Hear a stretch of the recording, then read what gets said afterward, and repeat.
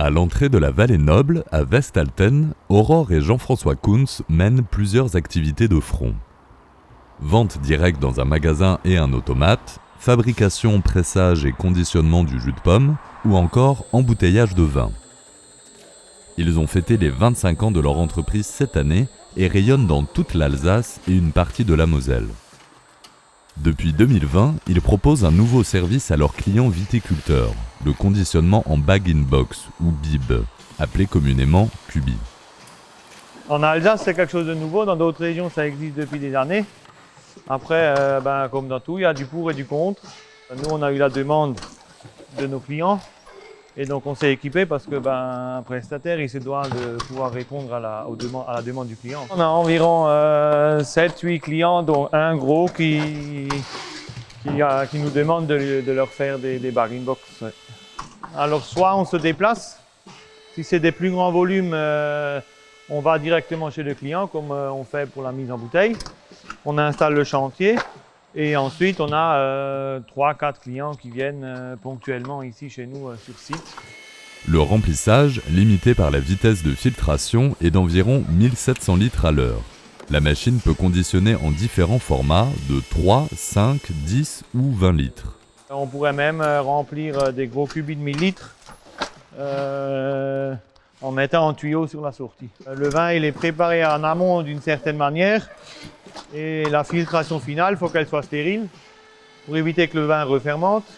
Donc là, en l'occurrence, on fait une filtration sur plaque, plaque stérile, et ensuite on court sur une membrane 0,65 microns. Le remplissage il se déroule en 3 étapes. On enlève le robinet, on vient poser l'orifice de remplissage sur la partie ouverture de la poche. On fait un léger vide d'air et ensuite on remplit avec du vin et donc le vin il est calibré par un volucompteur qui est sur la machine. Et nous après ce qu'on fait, on vérifie avec une balance qui est étalonnée le poids de la poche. Dans un bag-in-box, l'évolution par rapport à l'oxydation du vin va être un peu plus rapide que sur une bouteille. Et en général, il faudrait qu'après conditionnement, le vin qui est mis en bag-in-box soit consommé dans les 6 mois, 1 an maximum. Et les gens qui conditionnent du vin en bag-in-box, c'est des vins qui sont à rotation rapide en fait. Donc ils sont à bu assez rapidement. Le pari du bib a été pris par le domaine Denis Meyer et Filles. Cette exploitation familiale cultive 10 hectares et demi et propose une diversité de produits. 2 des sœurs ont repris la gestion du domaine en 2016, rapidement rejointe par la 3e. Voilà, et aussi on a une apprentie, Erin, depuis 1 an, qui est là pour 2 ans. Voilà, on reste entre filles, domaine de filles. Alors en fait, on est venu ici parce que les premiers cubis qu'on faisait, on les faisait directement dans notre cave, mais avec une petite machine qu'on louait.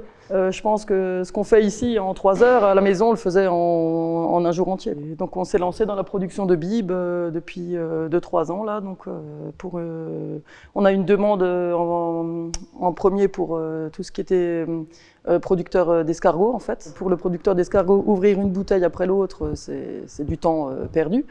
Et on s'est dit, tiens, pourquoi pas lancer justement cette production en vin de France, vin blanc, donc en bib. Un vin blanc qualité Edelzwicker, donc du coup c'est un vin blanc de France qu'on n'a pas le droit, on ne peut pas écrire Edelzwicker dessus. Voilà. Du coup, vu que la vente de vin d'Alsace doit être uniquement vendue en bouteille, donc du coup c'est un vin de France. C'est pas un vin d'Alsace. On peut le faire en déclassant une zone AOC. Donc c'est ce qu'on fait justement pour faire cette production de bib. Ça dépend des viticulteurs après comment ils veulent voir la chose. Après la production de bib, c'est aussi pour jouer un peu sur le coût. Si c'est un bib AOC, le coût du bib sera plus élevé pour le client. Il y en a certains qui pensent mettre des Gewürztraminer ou des Riesling en bib, ça peut se faire, mais voilà. Pour l'instant nous on se base sur le vin blanc et sur le rose. On a tellement de clients de passage à la cave, on a beaucoup de Hollandais, de Danois, de il n'y a pas que des Français, donc c'est vrai qu'après, quand on leur explique que du coup, c'est comme un vin d'Alsace, mais on n'a pas le droit de le mettre dessus, bon, on le nomme en vin blanc, ils comprennent, ils goûtent, si ça leur plaît. Voilà, c'est sûr que 5 litres, pour eux, ils sont en famille, ils ouvrent ça, c'est plus simple que d'ouvrir 6 bouteilles, quoi. Les gens, voilà, on fait goûter soit les Del en bouteille, on leur fait goûter celui-là après, voilà, ils achètent celui qui plaît le mieux, en fait. Depuis 1972, le cahier des charges de l'appellation Alsace impose un embouteillage classique. Les arguments du BIB sont pourtant à la fois économiques, pratiques et écologiques. Au vu de leur succès auprès des consommateurs et de la politique des différentes régions françaises, il est intéressant de se poser la question de la pertinence de cette mesure qui vise avant tout à protéger le prestige du vignoble alsacien.